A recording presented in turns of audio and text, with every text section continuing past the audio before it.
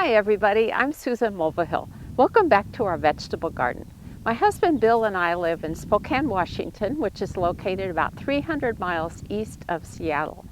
The hardiness zone here ranges from 5B to 6A. Now we have been having a very stormy early spring, which has made it very difficult to get much done out in the garden. But today we've got a beautiful day and we are going to get things underway for the 2024 vegetable gardening season. I am so excited. So for today's video, I thought I'd do something a little different that I haven't done at the beginning of previous seasons. I wanted to show you what we do kind of behind the scenes to get the garden ready. So this includes things like where we're going to grow different types of crops, moving different types of raised bed covers for insect protection primarily, moving plant supports, and deciding what types of nutrients different beds need depending upon the type of crop we're going to grow in them. So I've got all kinds of information to share with you today. Let's get started. Now, as you've probably already noticed, we have quite a lot of raised beds. Bill and I have gardened in raised beds for 30 plus years, and we love this method. It is just so awesome. And I'll have to do a video specifically on gardening in raised beds.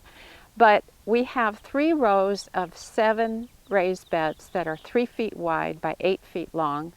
And then if I just pan a little bit to the right here, you'll see that there are 2 beds that have raspberries growing in them. We've got a hoop house in the background there, which Bill's going to be growing peppers in this year. And then if I pan around to the left without making you too dizzy, almost, here we have a greenhouse, 2 wheelbarrows, his and her wheelbarrows. And then we've got a few more raised beds to the south. Now that is an area that can be a little challenging to grow in because the trees have grown so tall, but so far we're doing okay with them. And then I haven't pruned them yet, but we've also got a couple of rows of blackberry vines. So there's a lot going on in this garden. When it comes to deciding where we want to plant our crops each year, I've found that it's very helpful to keep records of past year's gardens. And so quite a few years ago, I created this template that is a rough representation of the layout of our garden so I could keep track of where we're planting things. Bill and I are organic gardeners, and we are firm believers in the value of crop rotation. Now I know a lot of folks think that crop rotation is just for big farmers, but based on my personal experience over many decades of gardening and based on all of the research I've conducted about insect problems and disease issues and so on, I really do think that crop rotation has saved us a lot of grief over the years. If you plant the same plant families in the same beds year after year after year, and if you've had a disease issue or an insect issue, that problem will perpetuate because a lot of times pathogens remain in the soil, insects can overwinter in the soil, and then you have the problem over and over and over. Now on my website, susansinthegarden.com, if you go to the guides menu and scroll way down, you will see a list of vegetable plant families. So that will help you know which plants are related to which other ones, because certain plant families can be particularly susceptible to some really damaging insect pests. So I just wanted to let you know about that. But anyway, so I have this layout here. And what I do is I pull out the layout from the last 2 or 3 years, and I look to see where did I grow things because I want to plant certain types of crops in different areas of the garden every year. And so first of all, you can see this bed has not been given a designation yet, and don't tell Bill because he'll want to take over that one. But you can see in this first row I've got pak choi, edamame, we're growing that for the first time this year. We thought that would be fun. Broccoli, beets, and Swiss chard. We're planting them together because they are in the same plant family and they're both susceptible to leaf miner insects. So I have moved them to a new bed this year. Lettuce. We're going to plant peas and a succession crop of corn right after it. On the back side of the greenhouse, we have a large bed that we're going to grow our main crop of corn in. In the middle row, you can see spinach, celery. Now this is where the pole bean arbor is, which you'll see later in this video. And so I'm able to plant celery on the north side of the pole beans for a little bit of shade. And on the south side, I plant a lot of basil. I've got 2 types of paste tomatoes, Blue Beach and Supremo, that are going in these 2 beds. We're going to move the squash arbor today, and the reason for that is that I only use the arbor for growing cucurbits, and that would include things like cucumbers, summer and winter squash, and pumpkins. So that's a very important one to move around. If you look in the 3rd row, that's where the hoop house is right now. That's where Bill's growing peppers. He loves peppers, so you can see there's also another bed of peppers, and there'll probably be even more peppers somewhere else. I'm going to grow a couple types of melons this year. Bill's growing grape tomatoes and ground cherries in this bed. We've never grown ground cherries before, so we're excited about that. The garlic bed is up and growing because we planted them last fall. Next week, I'm going to be planting carrots, parsnips, and beets, so you definitely don't want to miss that video because a lot of times people have difficulty growing carrots or parsnips, certain types of root crops, and the problem is that they get tiny little roots on them and they don't understand why they're not getting the full-sized, wonderful roots. So I can tell you exactly how to resolve that problem. We're going to use grow bags to grow some potatoes. And then those southernmost beds that I showed you, we have fava beans going in one, zucchini squash, and burpees, butterbush, butternut squash, which is an excellent short season variety of butternut squash. A bed that has sunflowers and pumpkins in it, that'll be cool. And then onions and shallots in this last bed. So that is the layout for this year, and I am very excited about this year's garden.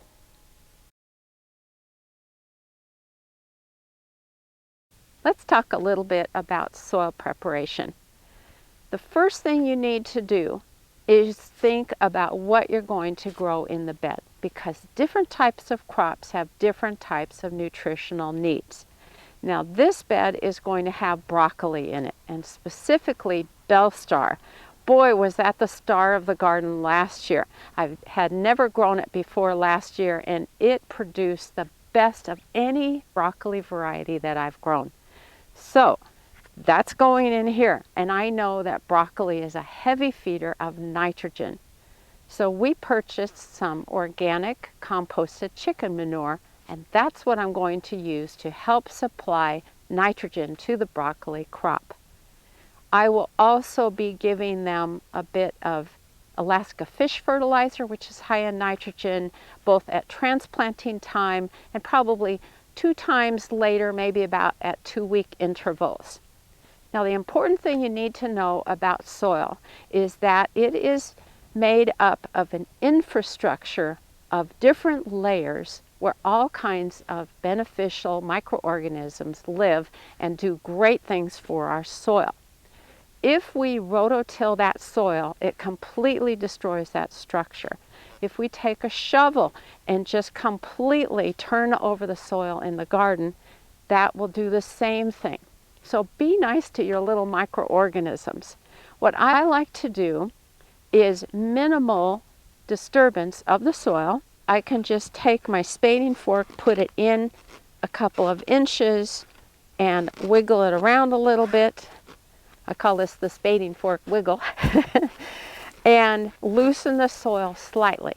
But in the case of the broccoli, I have started the plants indoors. I've got some really nice plant starts, and I will just make a hole where each broccoli plant needs to go. But I'm going to start out with that composted chicken manure and put it on the surface of the soil.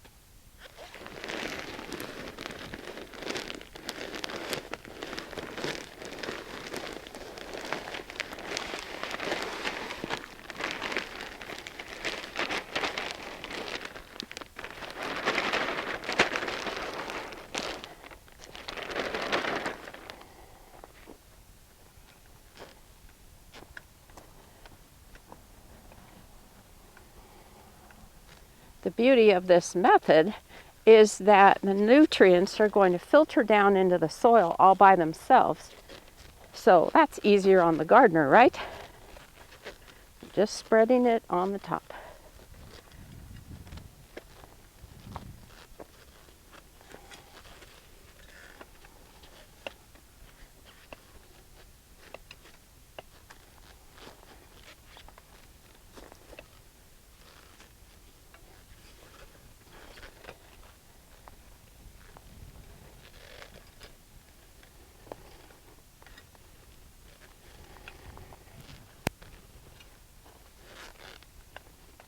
There we go.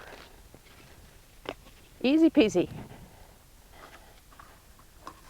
Next up is putting our drip irrigation system onto this bed. We've been using drip irrigation for ages, and it really works well because you don't have the evaporation like you would with an overhead sprinkler. We are really cutting down on the amount of water that we need to use for growing such a large vegetable garden. And the way we set up our drip system, we have different configurations based on what's going to grow in each bed. Okay, that's done.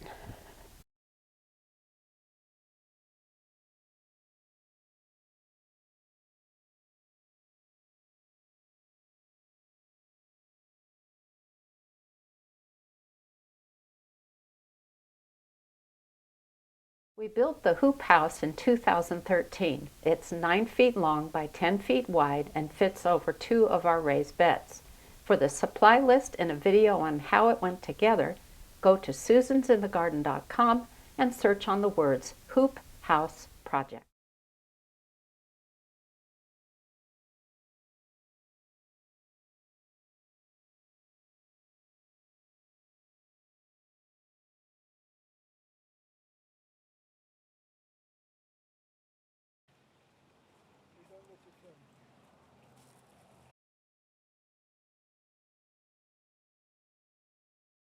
These hinged raised bed covers are primarily for insect control on plants that don't require pollination. They're covered with agricultural insect netting, or you can use floating row cover. The covers are a DIY project in my book, The Vegetable Garden Pest Handbook, which you can buy online from Amazon. I'll put a link to it in this video's description, or you can check out the book from your local library branch.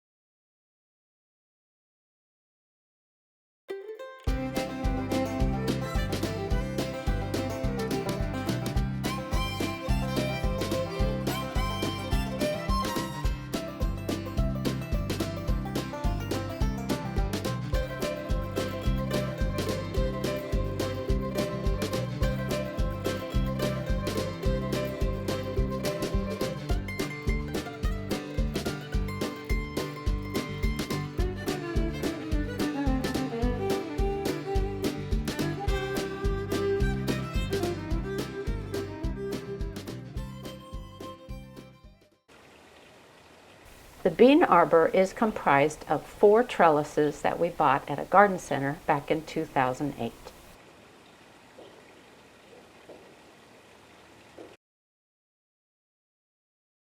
The last thing we need to move is our cattle panel arbor, and we're going to move it 2 beds over. So here's how we do it safely.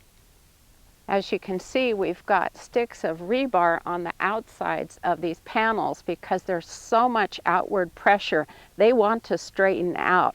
So that's how we're supporting it, but we need to carefully move them so that they hold together.